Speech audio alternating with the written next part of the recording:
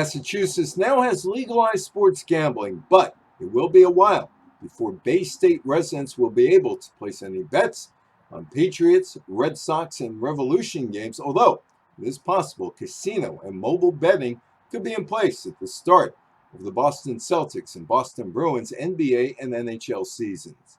The Massachusetts Gaming Commission is reviewing more than 200 regulations ranging from licensing to technology standards to advertising rules to addiction safeguards. The commission also has to hire staff for a sports betting division as well as draft the regulations, review public input, and formally vote on all rules. There is not enough time between the beginning of the college football season and the National Football League season to get everything done. Massachusetts is the 36th state to approve sports betting. Massachusetts has a sports betting wrinkle. You cannot use credit cards to bet. Bettors will probably need a debit card or bank routing number to set up mobile wagering accounts. Massachusetts lawmakers want to keep problem gamblers from going deep into debt.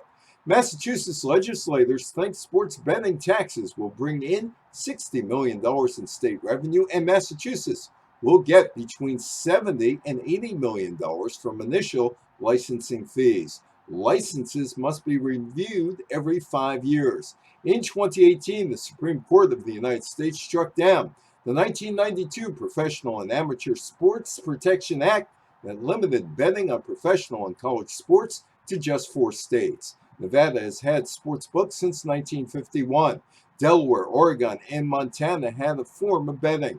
New Jersey voters said yes to opening sports books in a 2011 referendum, but the National Football League and other sports organizations challenged the legality of the New Jersey vote.